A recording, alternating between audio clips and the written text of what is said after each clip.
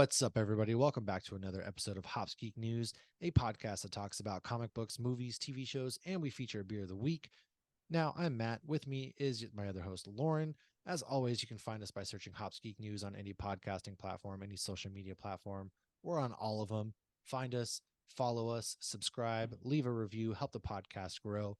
If you want to help support us there, go to patreon.com/hopsgeeknews, where you can get access to exclusive content. You can get our episodes early, join a exclusive Discord channel, and all of that really good stuff. And then you can also find us on the Nerd Initiative, where each week we are reviewing comic books such as Boom Comics, Image Comics, all of those good things. Find us there, read our reviews, share. First time on the show, we talk about what we're drinking, what we've messed up on. We go into some reading or watching, and then we talk about some news.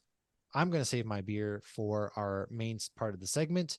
Lauren, are you drinking anything special in particular at the moment? I'm sipping on, because this is our second episode tonight, I'm still sipping on the Maibock that we got from Stacey. That is delicious. Great beer. It's like I said on the last one, it's an Oktoberfest for spring or on the future episode, depending on Yeah, how these come out. But yeah, I'll probably have another one when our guest comes on as well. I will. I'll have a good one. I got a good one lined up. But go to East Rock Brewing in New Haven, Connecticut. Shout out to our girl Stacey for sending the beer. Now, we have to shout out somebody else. One of our newest patrons, Scott. Man, Lauren, you want to take this one away? Yes, this is a huge shout out to this listener. They actually emailed us some Disney corrections. So Scott was a cast member and he's an Orlando local, which I feel like I have to have been in the same spot as him at some Oh, point if he yeah. likes local Orlando beer and Disney. So these are from our Disney episode we had a few weeks back. So we said the quote about Disney never being completed was inspired by a mom telling her kid they didn't need to go on Jungle Cruise again because they had already been on it. However, that quote was actually said the day Disneyland opened, when the press asked Walt about why the construction was not completed. Before they opened it, like several things were not completed.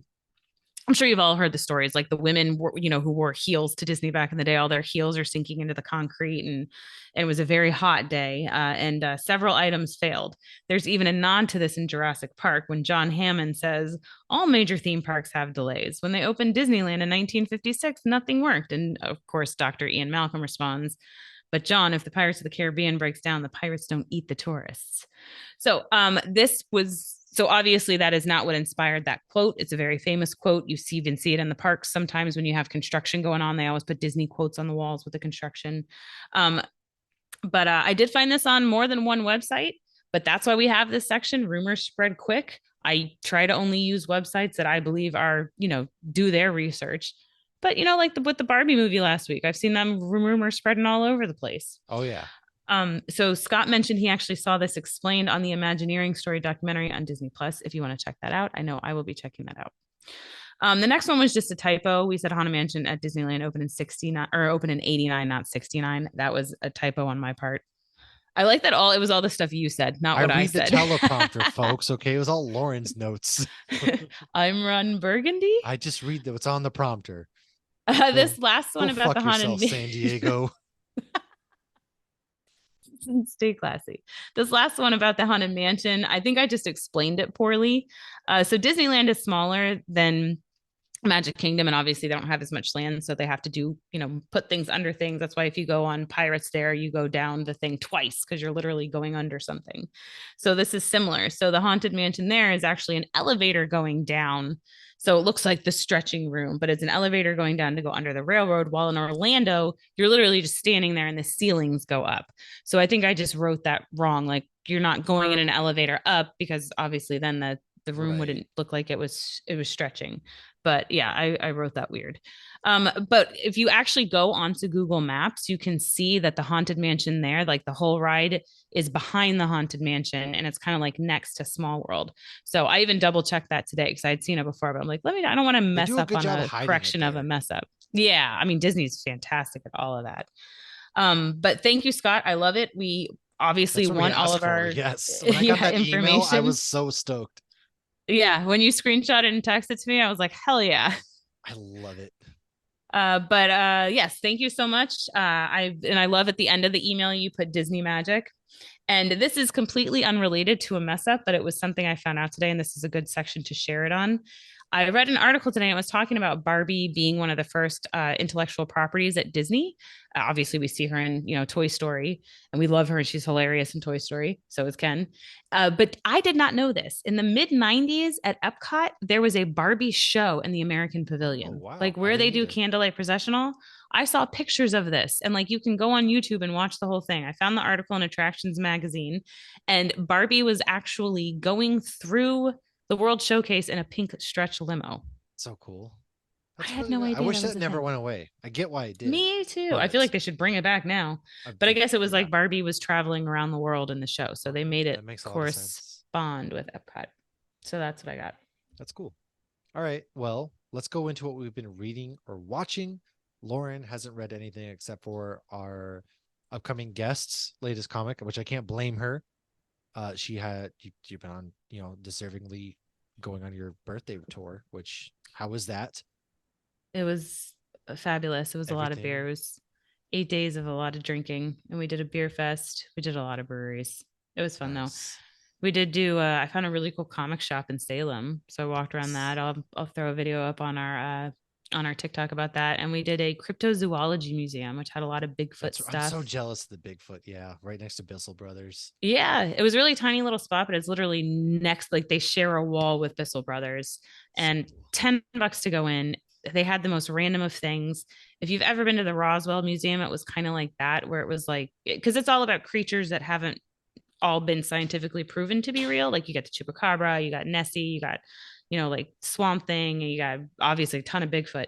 But it was funny all the things that this person had collected to put in there. Like there was even a picture of him on the Everest ride because the Everest ride is all about like Bigfoot, like Yeah. the Yeti. There was a sign from Matterhorn that was like, oh, it had like Grumpy or some one of the again, I'll share a video on our TikTok so you can see some of the pictures. You couldn't take video, but I took a bunch of pictures. And then there was a whole shelf of different themed beers that were Bigfoot. So you had the Great Notion was in there. There was a Florida beer company beer called, I think it was Great Eight Skunk or Divide was something like probably in that. there, I imagine, too. Oh yeah, a ton of Great Divide. Yeah. There Nice. That's was awesome.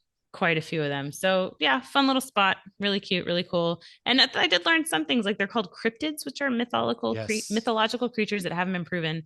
And like Teenage Mutant Ninja Turtles were based on a cryptid from I believe Asia. Nice. I didn't know And that. I didn't either, so I did actually learn Quality. something. It Next time. was I'll be cool. at the next one. At least we're going to be closer to in proximity, so those will be easier to happen next time. Um, I have read or watched a lot. I don't think we've recorded since I've seen The Haunted Mansion, which I saw that in 4DX. It was a lot of fun. I thought a little slow at parts. Owen Wilson kind of phoned it in. Tiffany Haddish kind of played herself, but Danny DeVito was great. Rosario Dawson was fun. I liked Jamie Lee Curtis in it. Overall, that movie, they had a lot of great nods to the ride, and doing it in 4DX was pretty fun. So recommend that movie. I did see Teenage Mutant Ninja Turtles Mutant Mayhem. Now, that movie was great. Fantastic. I am here for the animated films making a comeback and also with dope soundtracks. I highly recommend you going to see that movie. And then I've read a couple things. So I have read Court of Owls because I do a live show for Nerd Initiative called Turn a Page where we talk comic books. So I've read Court of Owls. And then, since I've been reviewing comics, I had the chance to read Enfield Gang Massacre, which is from Image Comics. Chris Confield, Jacob Phillips, they took care of that, and they did that.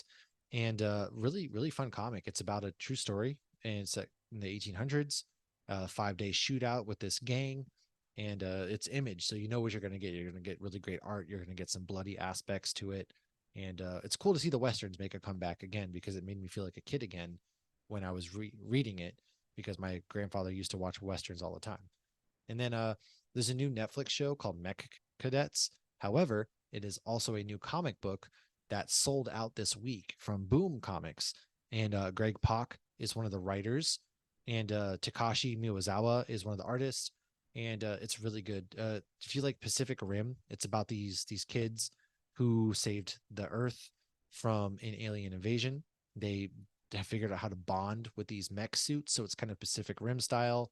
And now the aliens are coming back more or less. But yeah, it is a Netflix show that's out now if you want to check it out. But I highly recommend reading it as well. I haven't read too much. Been busy getting ready to move. I've packed my Legos up. got that good to go. And those are my recommendations this week. Let's go into some news. Now we have the strike, and of course, the AMTP is they're wanting to come back to the table, so they are going back to the table to hopefully negotiate. Hopefully, something breaks on that front here soon. However, due to the strike, we got some pushbacks. So Deadpool 3 has been taken off of the release slate at the moment, so that's probably going to get pushed.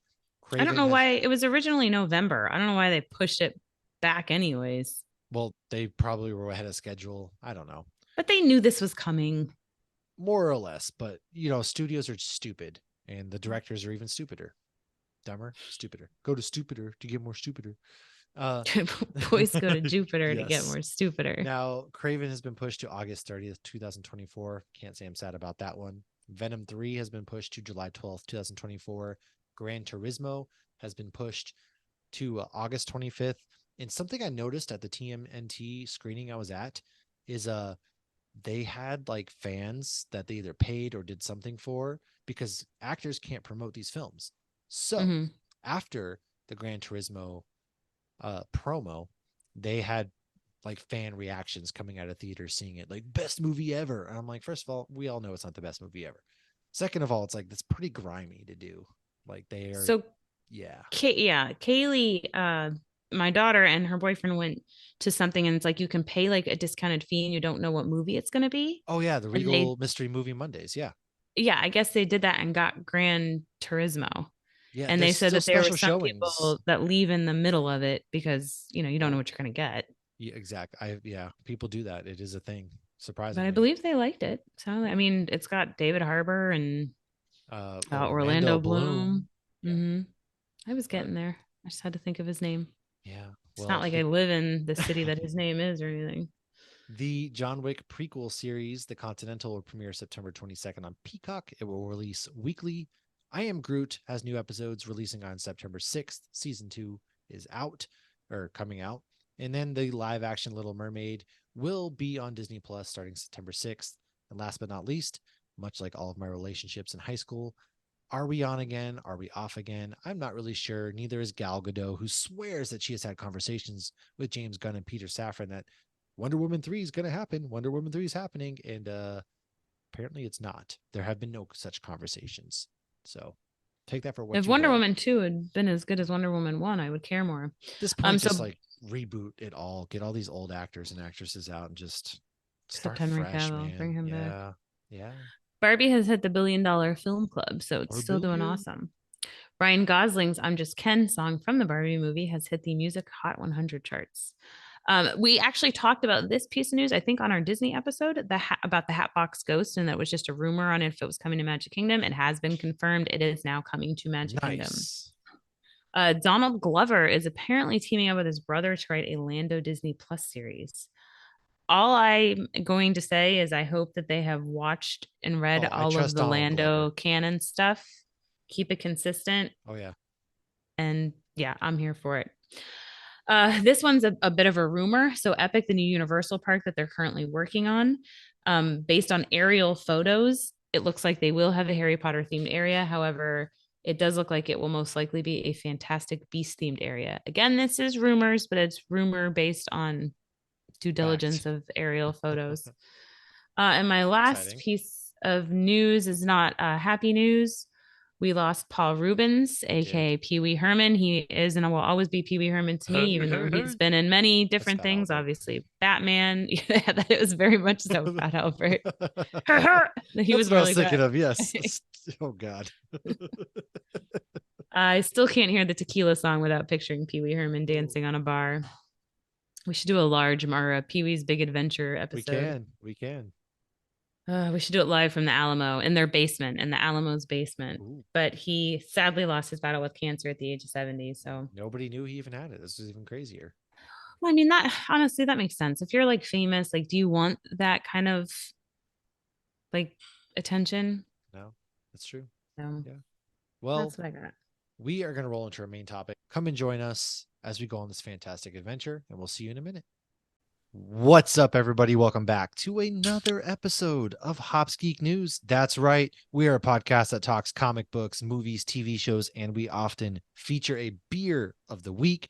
This week, because I am in the process of moving across country, we are skipping news. Typical format is we talk about what we're drinking, what we're reading and watching, what we've messed up on, some news, and then we go into our main topic. However, this week, we're going to kick off with what we've been drinking, and then what we've messed up on will be. Actually, no, we won't even do what we messed up on. We're just going to do what we're drinking. And then, we're going to dive into our main topic, which we're going to talk Supernatural season 6 because we have yet to talk that yet. Like I said, am in the process of going to Virginia. So lots of fun, exciting things coming your way over the next couple of weeks. We have some episodes banked up for you guys. First things first, this beer comes from longtime friend, first time caller, Stacey from Connecticut, where she works at a nice brewery called East Rock Brewing Company. She sent us their good Maibock style lager. It is called the Spring Bock. If you're on the YouTube, you see the can. It is brewed annually to celebrate the coming of spring. This hearty golden lager is made with Saaz, S-A-A-Z, hops, Victor Zaz. Is that you? Which impart pleasant floral, herbal, and spicy notes. It is 6.5% brewed in New Haven, Connecticut. It's got a nice golden look to it. It tastes like a nice springtime lager to me. This is a good summertime beer and perfect because it's still summertime. Hot as can be outside. Lauren's drinking the same thing. So no surprises there. Mm. But yes, I am. How do you Smells think? so good. What are your thoughts on this beer? Stacey sent it to us, so let's do a little review real quick for it. So I love Maybocks. Nice It's review. it's like a German style, and it's so good. It's made for the spring. Anytime I see it, I always get it because it's very rarely made by a lot of breweries, at least in the States. So I was very excited to see this. She also sent a cold IPA, which I'm excited to try She that too. But did. this She sent a is lot of good stuff. yeah, this is my first beer since Maine. Whoa. Yeah, It's that's good. yummy. It is good. It's very flavorful, man. A It mouthful of is very flavors. flavorful. It's got a really good smell, good head to it as well. Nice golden, look to it. So I like it. It's Oktoberfest for the spring. It is. It is indeed. Well, speaking of Oktoberfest, let's roll into some spooky stuff because we're going to talk Supernatural today. Season 6, we haven't talked it. If you know, we were doing Supernatural Fridays for a bit. I got sidetracked.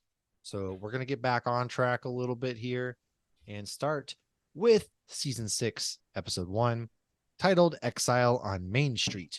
This episode is where Sam is mysteriously released from hell and seeks out his brother who is trying to have a normal life. Together, the brothers must join forces with their maternal grandfather, Samuel, and begin the fight anew. Now, the title of this episode is actually a Rolling Stones album. And when we see Dean take his leather jacket out of a chest in his garage, this is the last time we will see the original leather jacket. It was actually stolen when it was being flown from Vancouver to Los Angeles for season 6 promo shoots. Man, that's crazy.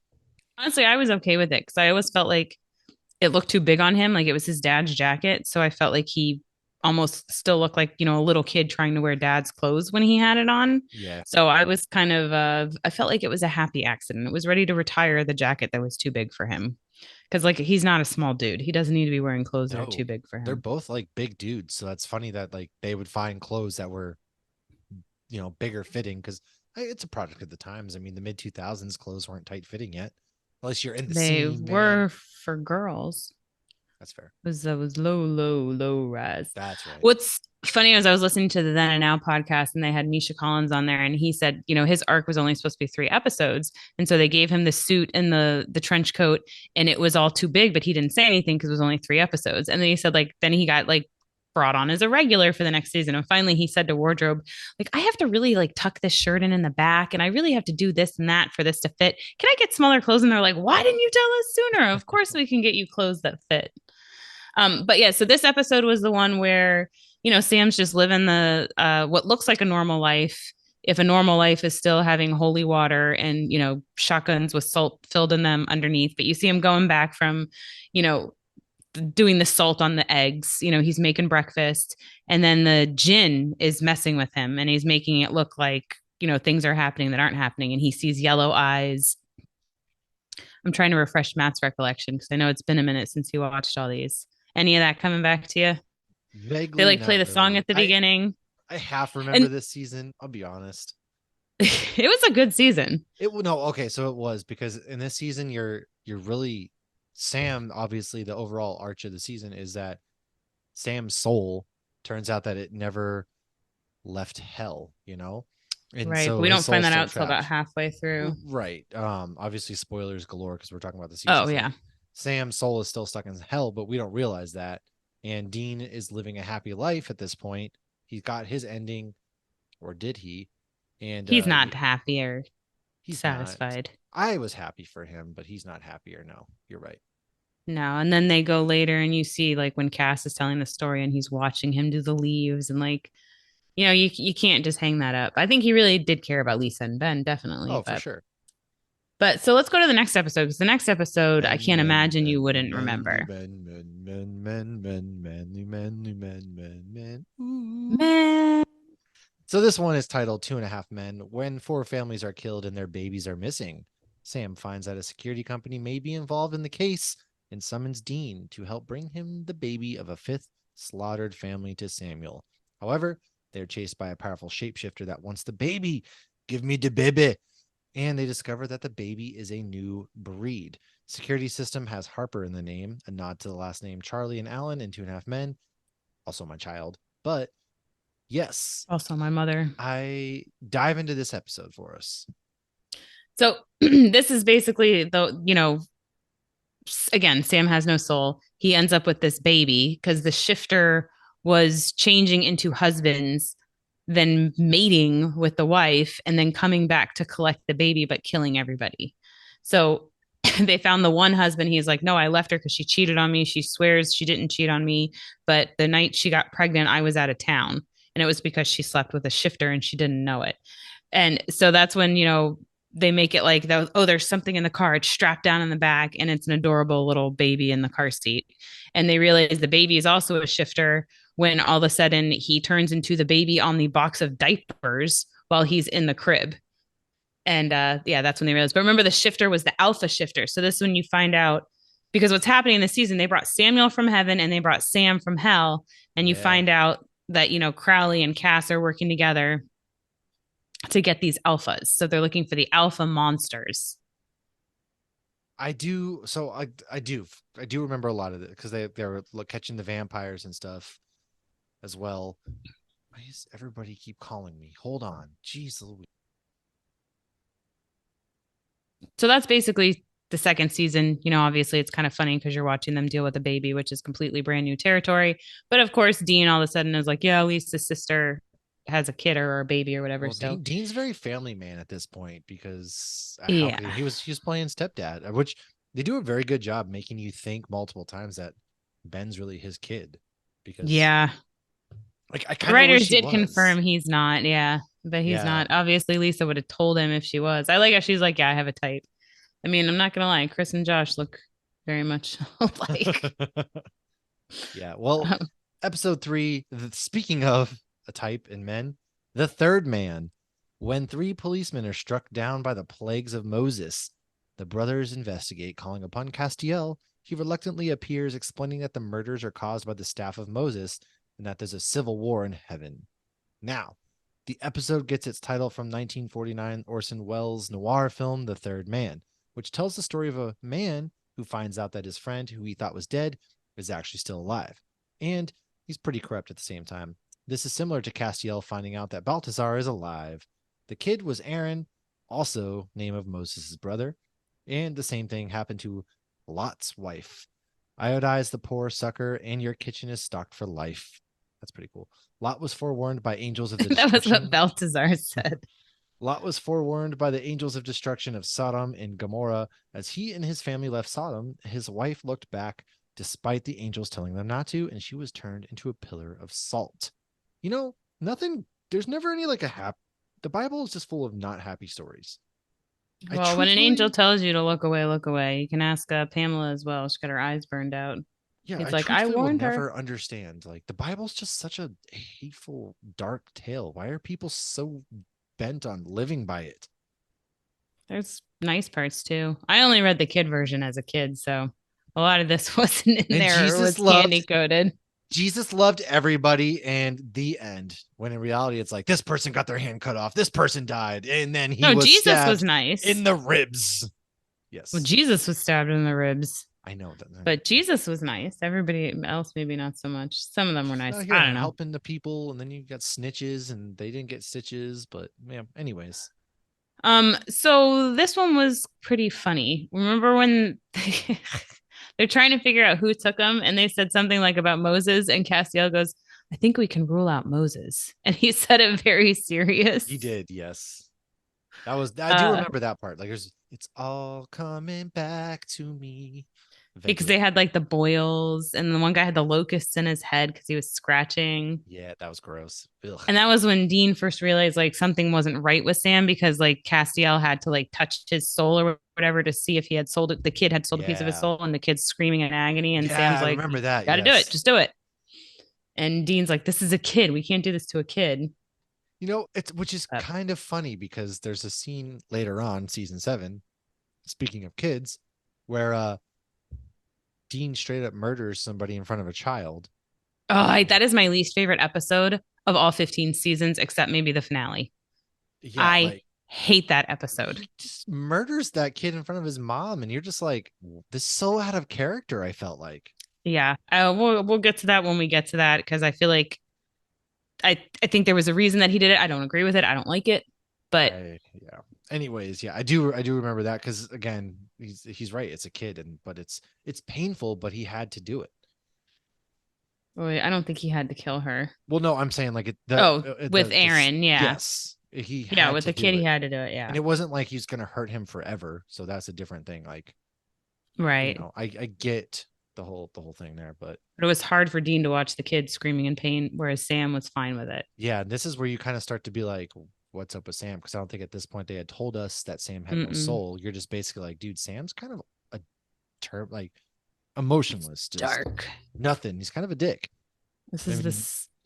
This I is, really I didn't like think. Sam at this point. I can tell you that much. I was like, I'm See, so this tired is of my Sam. favorite Sam I'm like because sick and tired of it. I don't know. I think this is the hottest Sam there is, and this is the funniest Sam there is.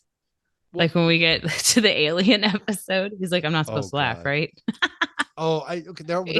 I will agree with that. There are a lot of bits and pieces where he's like, because he's just can't feel anything, so he's trying to like fake emotions and things like that. And Mhm. yeah, the alien episode, but episode I will 4. Oh, go ahead.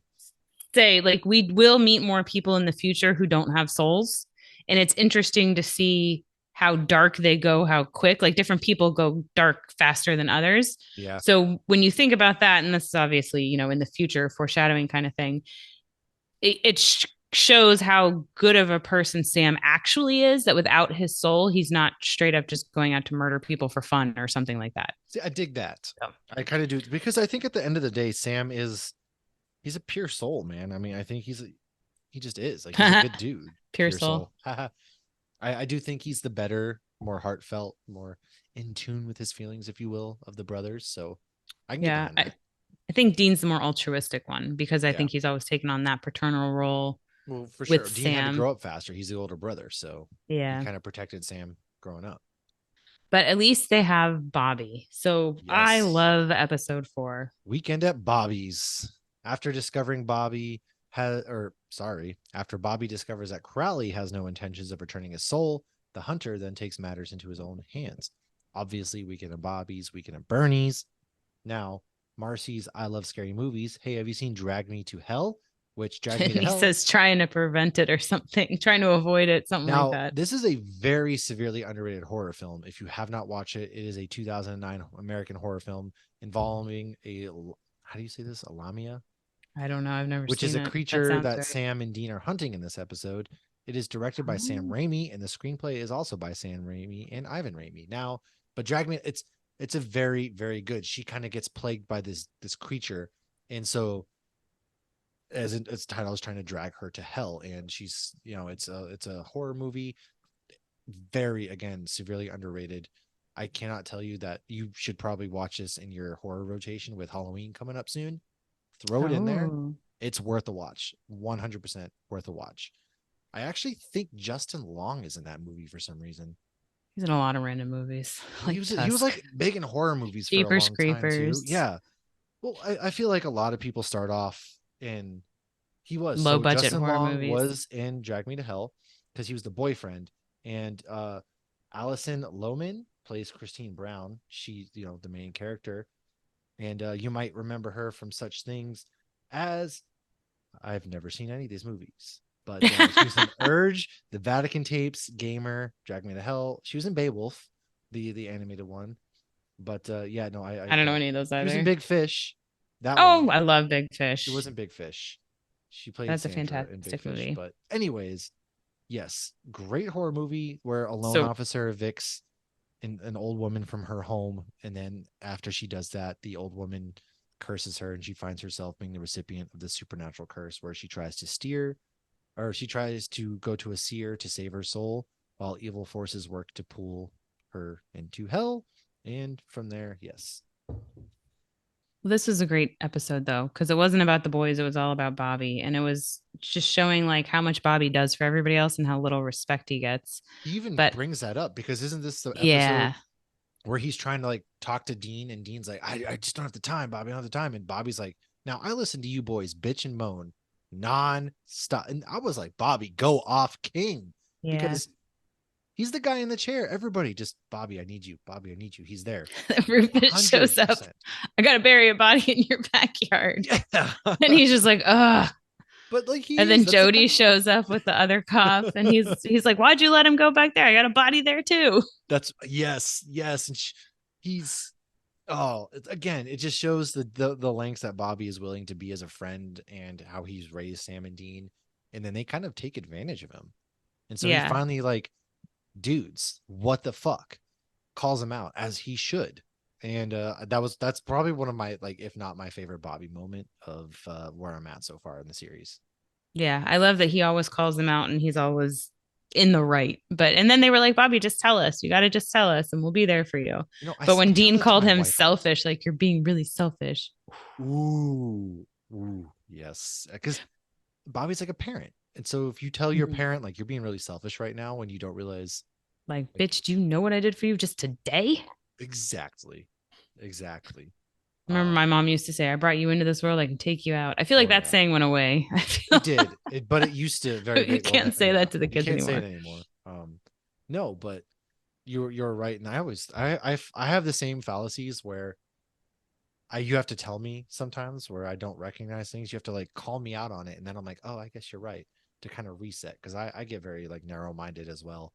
So I mean, we're all in our own head. The thing is, if you can, learn to be somewhat self aware and listen to people.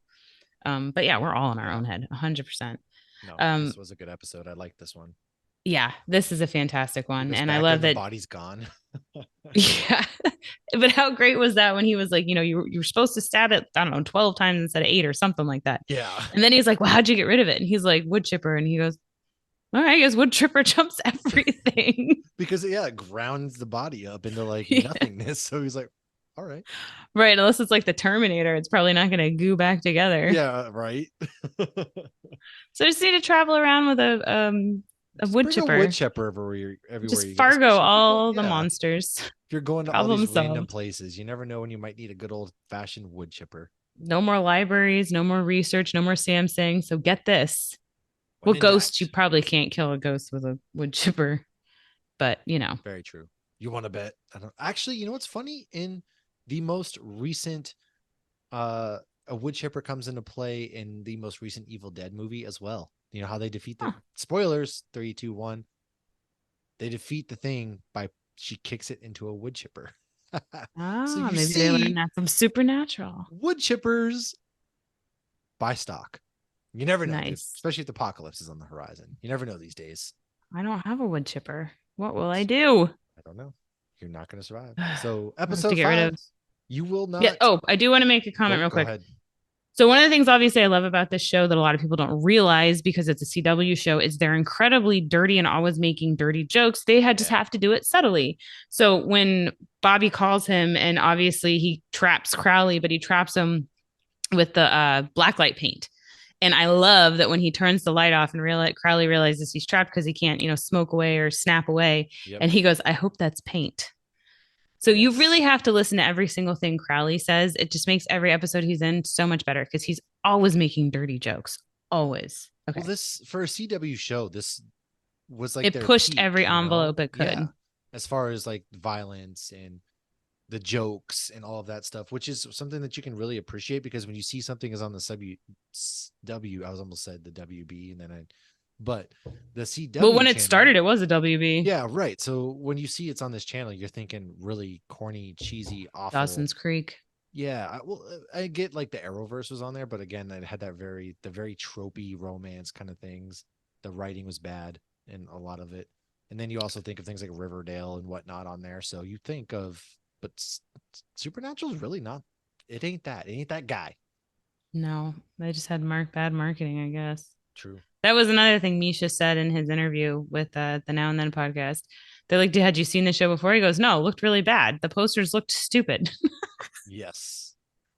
Yes. All right. So live free or twi hard. Now, this is the funny Twilight esque episode where a vampire links the disappearance of a number of girls. Sam and Dean track down the bloodsucker who sinks his teeth into one of the brothers. Now, again, this is the episode with a lot of Dracula and Twilight references. They are hunting for this vampire den, which they find.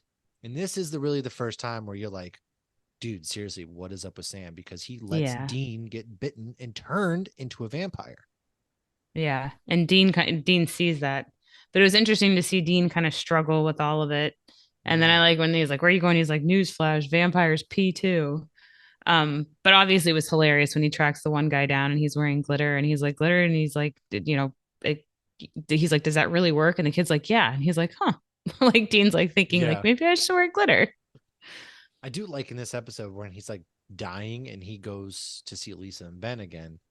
But Mm, it is also very sad because that's where he again, simple conversations because she knows his world could have been like, I was bit by a vampire, right.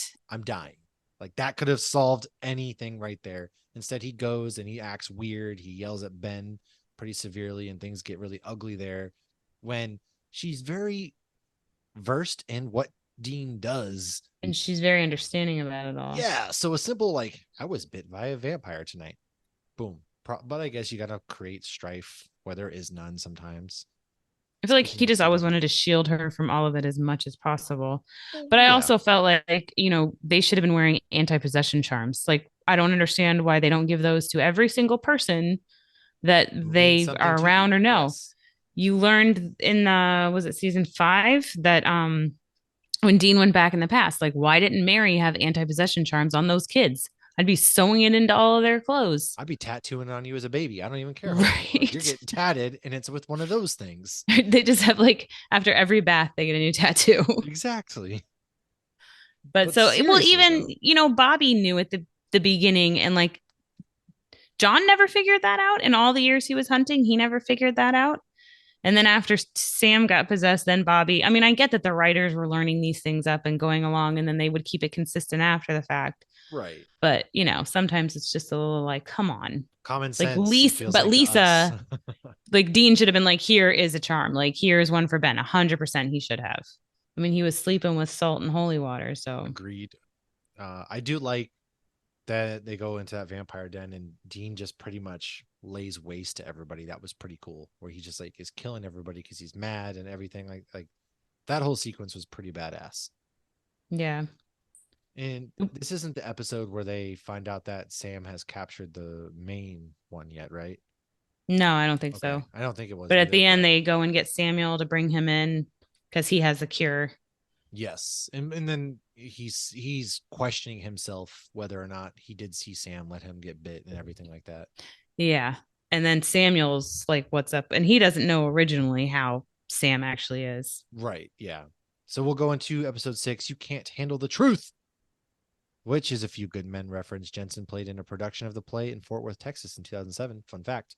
Now, when several people kill themselves after asking for the truth, Sam and Dean investigate and realize that Veritas, an ancient goddess of truth, has been summoned. Her victims die when they hear more truth than they can stand. Now, what is up with Bobby and pedicuring Tori Spelling? This is the one where then Dean, because Dean's always the one that gets cursed. Sam always gets knocked out. Dean always ends up getting cursed. So he gets cursed with the whole truth thing where nobody can lie to him. And he's hoping that he can get the truth out of Sam. But obviously, since Sam doesn't have a soul, this is the one with the Yes. news reporter. Well, Sam lies clearly. Yeah, Sam clearly Yeah. And lies, she's like, how are you doing this? and Yeah. he's But like, "What are then, you talking about?" And she's like, "You're lying." Mm, mm, but he trifling. calls, he calls Bobby. And Bobby's just like, why am I telling you this? Maybe because you're my favorite. Oh yeah, yeah. Now I remember because again, it was happening. Yes, yes, I do remember that. And then they get caught at the house at the end, and that's when we finally figured out what's going on with Sam. And Dean catches on. He's like, "Dude, what? You're lying to me, drama." Yeah, so I guess we did the Alpha Vamp showed up in this episode because I made a comment that we did see him at Fan X. He was the guy that was We did. lingering around the Impala. Listen, look, if you're known to one of the biggest franchises there is, I'd be holding on to every little bit myself. And he was dressed like he had the nails on Yeah, he did. that he actually uses to kind of escape to get out He of there. does. He was scratching. Oh, it was awful. But I love the scene at the end because like Dean does not like that guy Christian. It's like a distant cousin or something. Mm. And he just walks in and he goes, hello, Newman. Do you have anything uh, else on this episode? not really. It was a good episode, but I didn't, it wasn't one of my favorites this season. Yeah. Let's go into family matters. Dean becomes suspicious of Sam's motives, but Samuel's motives, but Sam is not sold on the idea that their grandfather is doing anything wrong. The brothers go along on a hunt with Samuel and the other Campbells, but things go bad. Family matters. Hello. Did I do that? Awful. Sorry. I'm very sorry to everybody who had to listen to that. And we learn about purgatory, and this is also where the alpha vampire shows up. Yeah, they kind of go into the room there and they see the alpha vampire sitting there and he starts scratching his way through, obviously biding time, making them talk, and he escapes. And this is the big plan. This is where we learn that they're bringing people, they're trying to find purgatory. Everybody is. Yeah, I jumped ahead. I said some of my notes for the last episode that were Oh, for go ahead. this. No, that's it. The Hello Newman was actually this Ah, episode. But yes. yeah, this is the one where they're basically putting baby in a corner. Like they keep Yeah. trying to keep Dean out of it, which is kind of shitty. It's like, why are they being dicks to him? They very are, because I don't know. That good point, because everybody is being a dick to him for sure. Now, They're like, oh, episode you're eight, out of practice. all This dogs go episode down. was Well, he weird. takes a year off. Sam was dead. Samuel was dead. Stupid idiots. Anyways, Crowley forces Dean and Sam to bring him an alpha monster. They go after a skinwalker who plans to infiltrate his people in homes disguised as dogs, and then have them all bite and transform their owners, creating a growing army. I'm going to be honest, I didn't really like this episode. Uh, Me neither. It's just weird. uh, the guy turns into a dog. He was living with the family. Gets really weird. They kill the bad guys. The guy is, yeah. So I'm not even going to waste my time on this because I don't have anything. Didn't care for this episode. You got anything you want to Yeah. add? No, it was just named after the cartoon in the 80s. The cartoon movie's good. All right. Um, so Sam at one point says dogs and cats living together, mass hysteria. So this means that we're down to one suspect, right? I guess that was I don't know why I wrote that in there.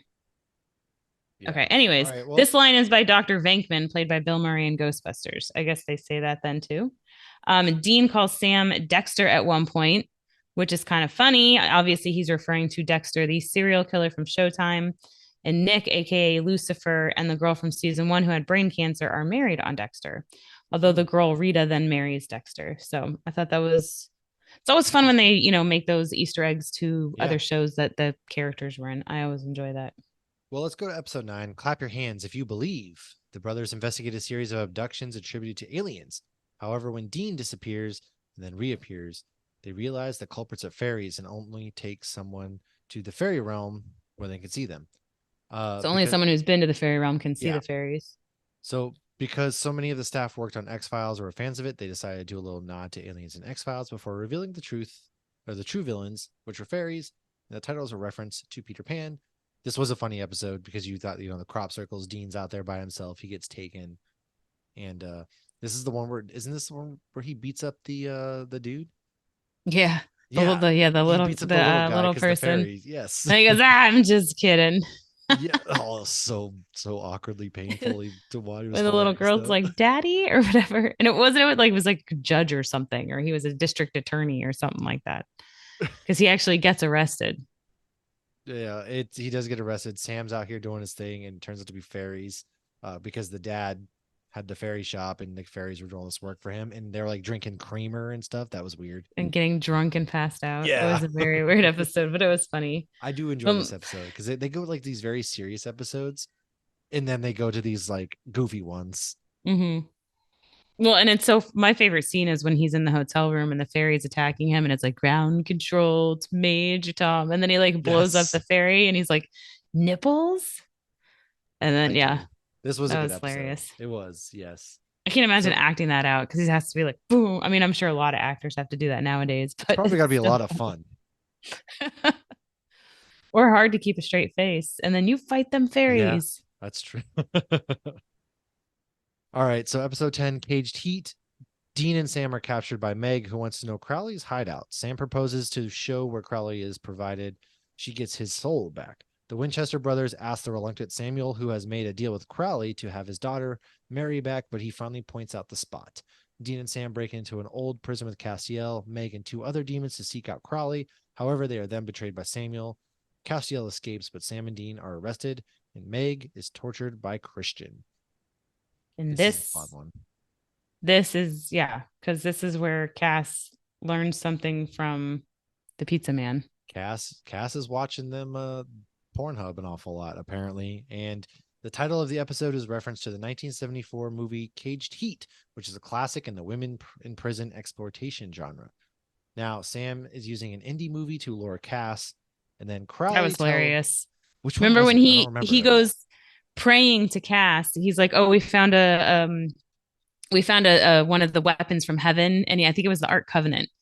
And he's like, "Oh, it's the Ark Covenant, and it melts Oh, people's that's faces or right. something, Yes. basically." And then when Cash shows up, he's like, "You idiot! That's Indiana Jones and the Raiders of the Lost Ark." I Something. do remember that now. Yes, yes. And now Crowley also tells Cass he hasn't seen him all season. It's like Crowley knows he's on a show breaking the fourth wall. Nobody else is aware. It's a pretty good. But this is where things really start to unfold at the same time. Sam is not Sarah Samuel, has ulterior motives, and his whole crew of Campbells are just a bunch of assholes. And so our Sam is finally starting to see this. Yeah, but I mean, it was so good though when Cass is watching the porn. And Yeah. then Dean's like, "You're not supposed to watch porn in front of a group of guys." And then he makes the comment, he's like, "And you don't talk about it." And then when Samuel walks in, he's like, "This is what you guys do, watch porn with angels." And Cass is like, "We're not supposed to talk about it." Ridiculous. But this is where Meg, I believe, starts referring to him as Clarence. And this is a recurring thing that you see even episodes that Meg's not in. And it's cute because I don't think Cass ever learns why Meg calls him Clarence. He doesn't have that It's a Wonderful Life Yeah. reference in Oh, his yeah, head yeah, yeah. because he has no pop culture. That's right. All right. So there Episode. must be Oh, so go much ahead. cable in hell. All the demons know all the pop culture You references. They know, very, must very like, true. Like they have nothing. Hell sounds kind of like a dope place if you just get to watch TV all day. I mean, why are you all trying to escape so often if all you have to do is just sit down there and watch TV all day? I mean, Lucifer clearly has cable in the cage because he knows all the references too. Uh, for sure. For sure. Let's go to episode 11, Appointment in Samara. Dean decides to bargain with Death to get Sam's soul back and has to accept a wager. Meanwhile, Sam refuses to take the risk of getting his damaged soul back and prepares to cast a spell to prevent Dean's efforts. Yes, this episode is heavy. Like I said, we go from heavy to lighthearted to heavy because Dean basically accepts a wager that he has to hold or do Death's duties for 24 hours and then they get Sam's soul back. Meanwhile, Sam's like, I kind of like not having a soul, and he wants to sabotage the whole thing. And so, right. the title of the Yeah, this is the episode, one. Oh, I was just going to say real quick. This is the episode where he goes to have his heart stopped so he can talk to Death. yeah, And the doctor who stops his it's heart, Dr. Freddy Robert. Krueger. Yep. There you go. Yes, Robert Englund, and he makes very meta jokes about it too. Yeah. Okay. I You did good? enjoy that. Like right off the bat, you get Robert Englund. That was fun. This episode's title refers to an old Middle Eastern story retold by W. Somerset Maugham, which which is as follows. The speaker is death. There was a merchant in Baghdad who sent his servant to market to buy provisions, and in a little while the servant came back, white and trembling, and said, Master, just now when I was in the marketplace, I was jostled by a woman in the crowd, and when I turned, I saw it was death that jostled me. She looked at me and made a threatening gesture. Now lend me your horse, and I will ride away from this city and avoid my fate. I'll go to Samara, and there death will not find me. The merchant let him find his horse, the merchant lent him his horse, and the servant mounted it, and he dug his spurs in its flanks, and as fast as the horse could gallop, he went.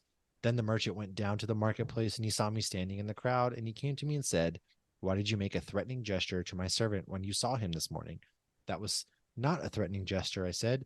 It was only the start of a surprise. I was astonished to see him in Baghdad, for I had an appointment with him tonight in Samara.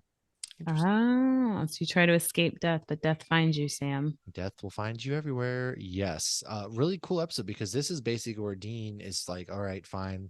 I'll take your, sorry, it's time to go. Because the first person soul or, takes with him is a robber. He's like, this is easy. I can do this all day. But then we get to that point where there's a daughter.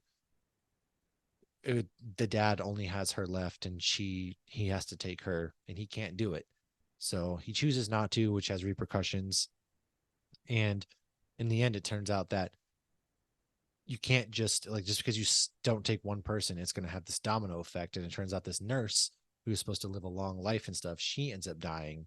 And there's a drunk driving accident, all this. It's just very sad. And that's when he takes the ring off and he's in the car with the dad who's drinking and driving. Or no, not the dad, the fiance of the nurse who died when she wasn't supposed to. And you see this whole domino effect and he ends up failing at the wager. Right. And in the meantime, Sam's trying to kill Bobby because you have to have, is it patricide? And he's like, well, my dad's dead. He's like, well, there's a father figure in your life. Yeah. And this is, Bobby knows he's on to Sam at this point, and they have like a little, you're not going to kill me in my house kind of deal. Right. I think this is the episode where he goes, please don't say, here's Johnny. Like, here's Johnny. Where he's hiding. Yes. Yeah. This is that one. It's a heavy episode. Yeah. But then obviously, they get Sam knocked out and tie him down and all that good stuff. Yeah. So episode 13, Unforgiven. Sam has flashbacks of a case he worked with Samuel. Wait, did we skip Like a Virgin? Oh, I don't know. Did we? Yeah. Like a Virgin, when Sam wakes up from his coma and discovers that he remembers nothing since losing his soul. My bad. So Dean and Bobby try to keep the secret, and the brothers head to Oregon to investigate the disappearance of several local female virgins. Interesting. Obviously, it's a Madonna song, though. And this is the dragon episode. Yeah, the dragons are based on European dragon myths. Some interpretations of these myths read them as symbolizing the battle of patriarchal religions. The knight or hero to defeat the old mother goddess, represented by the dragon, with female power reduced to helpless maidens needing to be rescued. In Slavic tradition, dragons took human forms or beast forms and were called zamaj. They were seen as protectors. The zamaj are chosen people capable of traveling to other dimensions in their dreams and will turn into a dragon during a time of great catastrophe. Yeah, this is the when they call Bobby, what do you know about dragons? He's like, nothing, because they're not real. And he's like, well, can you make some calls? He's like, who? To Hogwarts? So that was a fun little nod. Now we go to Unforgiven, episode 13. So in this one, Sam has flashbacks of a case he worked with Samuel. Sam and Dean follow the coordinates received in a text message to a small town where Sam used to live. Townspeople's comments start to surprise Dean. So obviously they're still trying to hide things from Sam, but Sam's remembering because Dean's terrified that wall's going to get scratched and come down and then he's going to lose it. He was trying to keep that from Sam for the longest time and everything because he didn't want, basically if the wall came down, Sam would die is how it was foretold. Right. I believe this one is in Rhode Island. This is when they're dealing with the giant spider thingies. But Unforgiven is a Metallica song. It is. Okay, so this is the one where they realize that the connection of all the new victims is Sam. He basically slept with all of them or their significant others or something. Soulless Sam was apparently very horny. And Dean asks, what are you watching? And Sam says, just trying to catch up. This is a great line. He goes, so Mel Gibson really took a turn this past year, huh? And Dean said, or he's possessed. Seriously, think about it. Obviously, this was referring to when Mel Gibson that abusive phone call came out to his girlfriend, and there was allegations of Oh domestic yeah. violence. He was going anti-Semitic and homophobic, and this episode aired around that time. So I thought that that was pretty funny. That Dean's just like, or he's possessed. Like, Could be makes sense possessed. to me. Yeah, for sure. But that was the one, the guy with the creepy, like they were getting infected. Like the spider, there were spider webs everywhere, and the whole goal was they wanted to like procreate. But then he was Oh, I do going after remember. Doesn't he Sam. go into like the thing? There's a bunch of people all spun up in the webs, and yeah, I Yes. vaguely remember that one. That one was weird. It was dark though, because then you saw flashbacks of some of the stuff Sam did, and you see Samuel starting like being like, "What the fuck, dude?" Yeah, I vaguely remember that one. So, episode 14, Mannequin 3, The Reckoning. When Ben calls Dean and tells him that Lisa is in trouble, Dean leaves Sam to investigate a case alone and rushes to the rescue. However, he's not prepared for what meets him at the door. Also, there's a ghost or a demon that possesses dummies. Doctor Who, anybody? This is exactly what I said when I watched the episode. Now, the episode title Mannequin 3, The Reckoning, refers to the 1987 movie Mannequin starring Andrew McCarthy and Kim Cattrall about an artist who creates a mannequin that comes to life when possessed by an ancient Egyptian. Dean even says, "So we dig over there. I don't like the way Kim Cattrall's looking at me."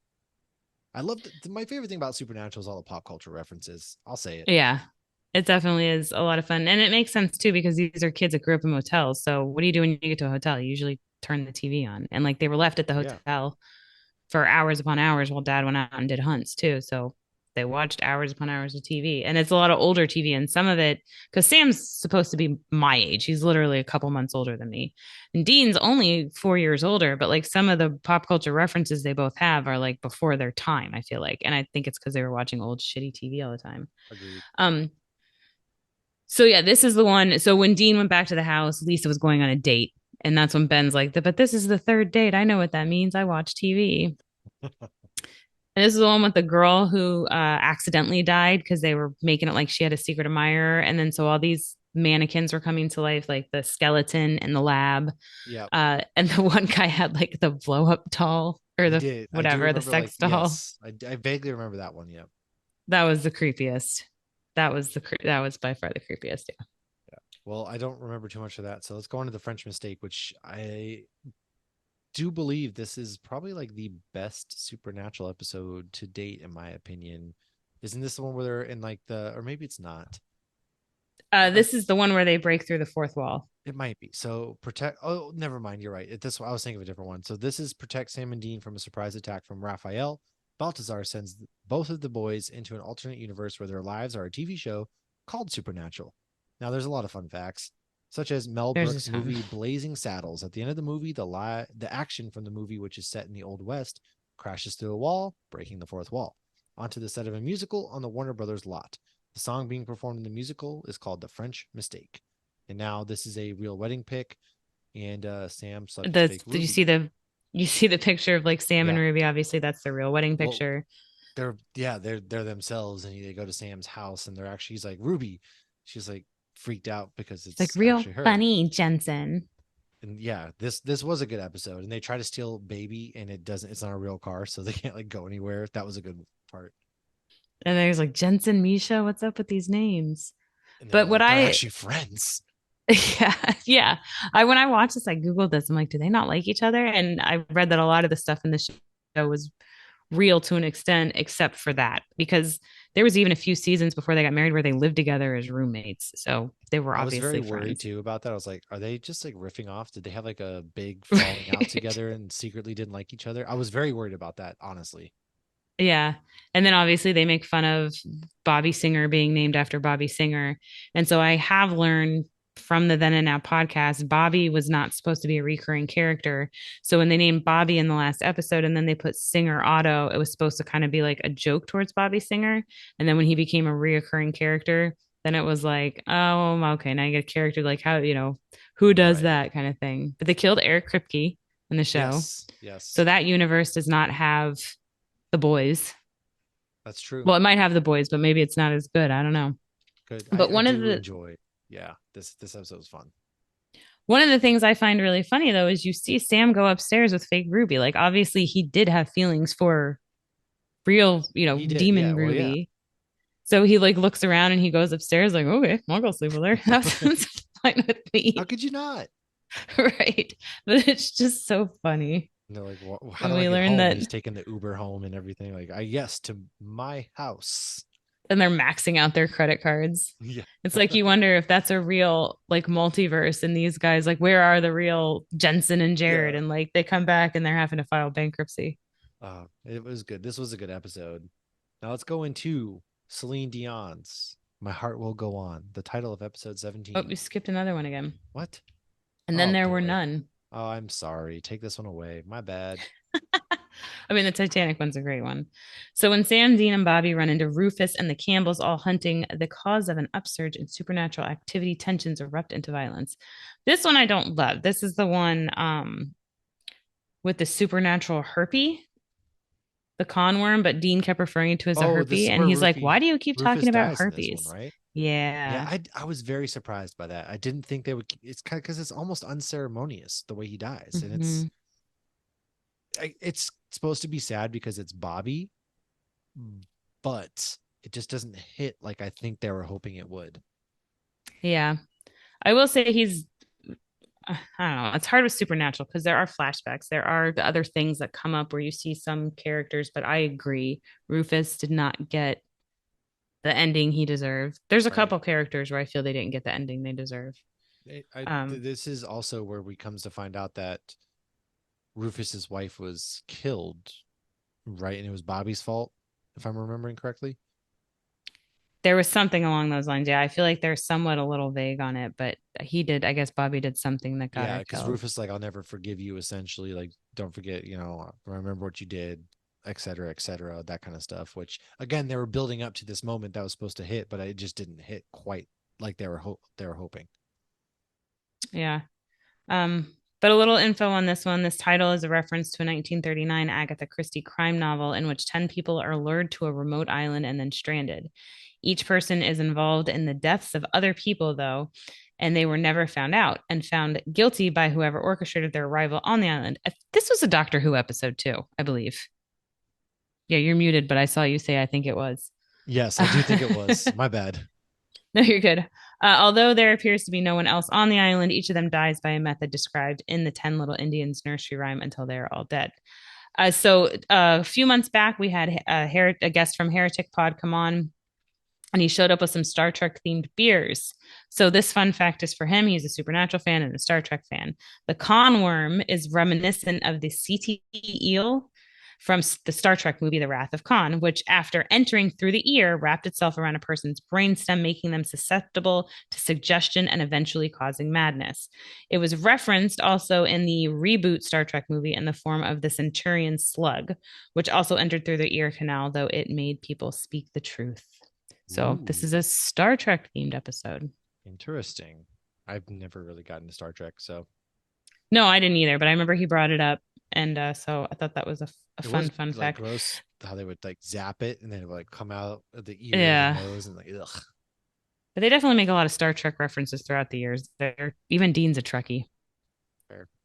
Yeah. No, my only complaint about this one is just, Rufus dying and the way he did. But other than that, it wasn't a bad episode, but it was kind of overall like, eh. Yeah, no, I agree. Now, But this my next one's heart will fantastic. go on. The timeline has changed after Baltazar stops the Titanic from sinking. Obviously, Celine Dion, Titanic. The episode was aired on the 99th anniversary of the date that the Titanic sank. The travel agency is called E.J. Smith, who was actually the captain of the Titanic. Sam and Dean stay at the White Star Motel. The White Star Line was the name of the company that owned the Titanic.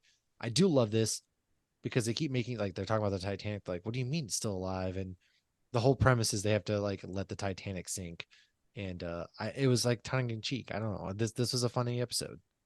But it's very funny at the beginning when everybody's confused. They're like, the only thing they have in common is all their ancestors came over on some boat. What's the boat called? The Titanic? You ever heard of it? No. Should I? It's like the most famous boat in the world. Yeah, it's very meta and a all around decent episode. I don't have anything much more to say other than like it was a fun, just lighthearted episode after the heaviness. Again, Supernatural like Yeah. gives you a couple heavy episodes in a row, and then they hit you with something to like breathe. And I think a Although, lot of yeah. shows that last as long, or 20 episodes plus. A lot of shows don't do that. And then, it's even harder now when you look at the MCU shows that are 6 episodes. They have to like breakneck pace it and then you've got 8 episodes or 13 episodes, whatever it may be, where you kind of have to do the same. Where they actually, I feel like Supernatural really figured out the formula of heavy, heavy, heavy, push the story along. All right, let's breathe. Let's have this one-off episode of just buffoonery before we can Mm-hmm. move back into the main story. I feel like you look at like Smallville or even The Flash or something, they would get to points where it was like filler episodes. They had to come up with something and they didn't have anything. And I feel like when Supernatural had that, they're like, we can just do a standalone story. That's fine. Yeah, And and it sometimes the worked. standalone stories were entertaining, but also they all do have a little something that moves the plot along. Like in The Heart Will Go On, you find out that Cass was in on it because he's trying to create new souls to have more power. So Yes. that was part of the overall thing. But when you go back, all you think about is Baltazar's, unsunk the ship because he hated the song, which is Yes. hilarious. It is. It is a funny, Like, like who's petty Celine reason. Dion? Right. A lounge singer in Canada. Let's keep it that way. But it was fun to see Ellen. Yeah. Sad to see her go again. And obviously, we would have loved to have seen her and Bobby together. Like, it's a hell of a power couple. But at the same time, I hate to say this, I do love Ellen. I would much rather get rid of Ellen than get rid of Baby.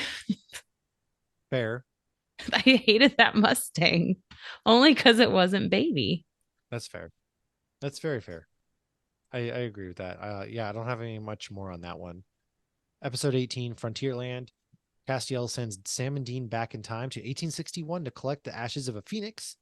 It's obviously a Disney reference to the mini park within Disney, right? Frontierland, which doesn't get quite the love it deserves. It's not my favorite, but That's Thunder Mountain. yeah, it's got Thunder Mountain. It's a chill place. Like, I don't hang out in it. I kind of just pass through because I'm trying to get to Galaxy's Edge, but it's Oh, that's the one at Disneyland. yeah, well, Yeah. yeah, it's serviceable. Sorry, I've been to Disneyland more recently, a couple times than Disney World. Like, I'm. However, this Western episode had been discussed in relation to Supernatural for years. Jensen has often talked about the Western genre being his favorite and that he'd love to appear in a Western movie. After this episode, Jensen said, I sent a picture to my father, and he wrote back, You've been rehearsing this scene since you were 6. He was actually supposed to be in Alec Baldwin's Western movie. Ugh, good thing he That was wasn't. sad. He was so excited. He like shared it. I remember he wrote Giddy Up Yeah, and he was yeah. talking about working on the movie at conventions and everything. Well, I hope he So, gets to again someday. Maybe he can be Jonah Hex in the DC universe if he doesn't get Batman. ooh, he did That'd be good, Jonah cool. Hex. Yeah, that'd be badass. Yeah, he could definitely be Jonah Hex. Huh. Yeah. So This episode gave me Jonah Hex vibes with the Phoenix. yeah, it was a cool episode because they go and they have a guy that he's a hunter, obviously, and the whole like at the end where he sends his cell phone and buries it and everything like that too. Like Yeah. that was pretty cool. I did enjoy this episode. Straight out of Back to the Future. Yeah. Yeah. Or Back to the Future 3. But it was funny too. Like, okay, so there's a couple good lines in this. It's like, I'm going to hook up with the posse. I love posse. I'm a posse magnet. It's like, I'm going to put that on a shirt. Um, but then when they walk into the bar and everybody, he's thinking it's going to be like these gorgeous, hookers and stuff, and they're all mouth sored and gross, and the whiskey's disgusting. And then they make Yeah. comments. They're looking at them like, y'all are a little too clean. Yeah, everyone's dirty and like they're clean. Yeah, Yeah, this is a fun episode. it Oh, and is. it's the one where Cass has to touch Bobby's soul to Yeah, get yeah, energy yeah. because Cass went to heaven and got attacked, and he needed energy to bring the boys back. And they brought him back and they thought they didn't have that Phoenix ash they went for, and it turns out he ended up getting it and it worked out in the end. Solid stuff. Now, Roll credits. episode 19, Mommy Dearest. Dean, Sam, Castiel, and Bobby find Eve in a small town where the citizens have been converted to demons. Eve decides to torture Sam and Dean by bringing their mother back as a demon. This is the one that was set in the diner. Now, Yeah, Mommy where he Dearest, calls. yeah. Yeah, Mommy Dearest is the name of a tell-all autobiography by Christina Crawford, who goes into detail about abusive childhood at the hands of her mother, actress Joan Crawford. Misha forgot no his wire hangers ever. Misha forgets his line, so he just looked out the window, and Jared said he thinks his feelings were hurt after Dean called him a baby in the trench coat, which is pretty funny. Yeah, he's like, you're effectively just a baby in a trench coat, and he forgot his line. Yeah. I don't have too much other than that on this episode. I really don't have a No, whole this lot until one's like the final episode or something like that, but yeah, this one's interesting. This is the because we pick Eve up and then we just kind of forget about her, and then we pick her back up here kind of again. Yeah. This is the starships because they're hard to kill. To fly. Yeah. Now, Jefferson starships, which Mickey and the yeah. Jefferson starships often perform at Epcot. Hmm. Well, episode 20, The Man Who Would Be King. Castiel tells his story in his own words, beginning with the creation of Love man this and beginning. confesses to some interesting choices. The title is a movie about two ex-officers of the British Raj who become adventurers and become hailed as deities in a remote village in the Hindu Kush. Castiel, if there was a demon counterpart to Bobby Singer, Ellsworth would be it. Jim Beaver played a character called Ellsworth in Deadwood. Ellsworth, the demon, is shown to resemble Bobby, and rather than having a number of phones, has a collection of blood goblets. He also impersonates an FBI officer as Bobby does. So that was cute that they named him Ellsworth. I love that episode though, getting to see it's almost like did you watch Good Omens? Like half the first season. Okay, I need to rewatch that because I know I do season two's too. out. But in that, you get the perspective of this angel and this demon, which is Crowley and I'm gonna say out some I can't remember the angel's name, but their perspective of like when these things are happening and you see the Tower of Babel, in Supernatural, and he's like, oh, of course, it's only 5 stories high or something like that. And in Good Omens, you see the Noah's Ark kind of thing, and you just see these actual things and how much they've been elaborated and whatnot. So I loved watching Cass's perspective and the footage that they brought in about Yeah. the beginning of man and the fish crawling out of the water. And then that's when you see he's like watching Dean pick up leaves. Yeah. And it's like he wants Dean's help, but he doesn't want to ruin his happiness. So I loved this episode because I loved getting Cass's perspective on all of it. It's a good setup because in episode 21, this is where things start to unravel a bit. Dean's worst nightmare. This episode's Let It Bleed. Dean's worst nightmare comes true when a demon kidnaps Ben and Lisa in order to get to him. The brothers are forced to join forces with an unlikely ally to free them. Now, the title is a Rolling Stones album again. Before demons break into their house, Ben is reading Chulu Tales, a series of comics with stories based in the Chulu mythos.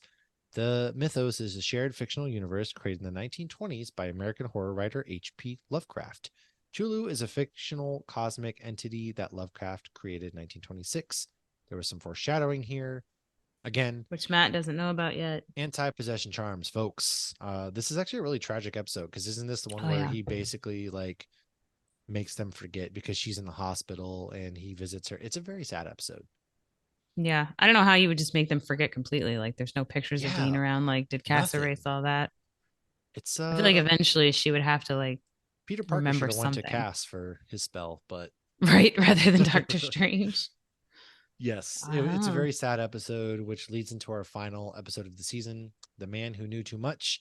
The wall comes down on Sam's head and all hell breaks loose. Dean and Bobby are, for once, at a total loss as to how to help him and are forced to stand by and do nothing while Sam breaks. The battle for Cass heaven. broke his head. Yes, this was actually Cass's heel turn episode, as it turns out. Now, the title was an Alfred Hitchcock movie. The book Sam finds in the bar is The Haunter of the Dark, a horror story in the Chulu mythos that was written in 1935. Now, also by H.P. Lovecraft. Everybody's looking for Pete Purgatory. Cass was working with Castiel and then betrayed Castiel. Cass ends up getting all the power, or that's what I meant. I said Castiel. Why did I say that? I don't know. Because they're the same fucking person. Idiot. Yes. Crowley and Castiel were working together. And that's when Crowley was betrayed, and now Castiel gets all the power and kind of goes like, "I'm God now." And it, damn, like Cass, you were my brother, Anakin. I loved you. One of those moments. I think Cass still thought he was doing good. I think Cass always thinks he's doing good. He does, from a certain point of view, right? Because you're never the villain in your own story. Well, and you even was one of the parts, I don't remember what episode it was, where they realize, okay, he must be working with Crowley, was because they're like, Superman doesn't just go dark side. And then Cass makes a joke. He's like, yeah, it'd be like Superman going dark side. It's like, oh, Cass. Yeah. You don't even know what any of that means. And you just screwed yourself. I will say that I do appreciate. So everybody was basically like seasons 1 through 5 are the best Supernatural ever. So season 6 was really strong for having new leadership, so to speak. I thought it was a really strong season. Yeah, it has a lot of fun episodes. It I does. think what some of it, maybe the overall arching story isn't the best that season. Maybe that's what, It gets kind of like loose in parts, like because you go from the vampires to purgatory overall, and it kind of gets kind of muddled in the middle. But I think overall it ended on a really good note. yeah, I don't have any complaints. No, me I too. liked it. And those are my final Obviously, thoughts. I do always, anytime Cass and Dean are butting heads, I'm always like, no, just make up. You guys are For fine. You guys are best once, friends. yeah, And obviously Dean views him as Superman too, so that makes it even sadder. He's, right. Superman wouldn't do that. So he has Cass clearly up on a pedestal to an Pedestal. extent. Agreed. No, So but yeah. strong episode. I liked it, or season, I should say. I am working on season 7. Bear with me. We will get to that soon. Lauren, do you have any final thoughts? No, we'll see you in season 7. Yeah. We're creeping slowly up onto 200 episodes. We are in the 180s right Jeez. now. So if you listen to this and have suggestions what you want to see from our 200th, let us know. As always, thank you for supporting us. Shout out to Alex and Corey and our newest patron, Scott, and everybody else or Riley as well, who joins us on Patreon every week. They're there supporting the show. We really appreciate you guys. Thank you for doing that. If you want access to exclusive content and things early, also shout out to Robert Stewart, who is also one of our Patreon members, new ones. Yeah, if you want access to our shows early, hey, or even exclusive content like we have been doing the X-Men movies, we need to get back to that to put something up there. Oh, next one's Last Stand. X3, yes, right. So thanks for supporting us. If you want to, patreon.com, hopsgeeknews, subscribe to the show, give it a 5-star review, all of that good stuff. We will see you guys next week. Thanks for hanging out. Cheers.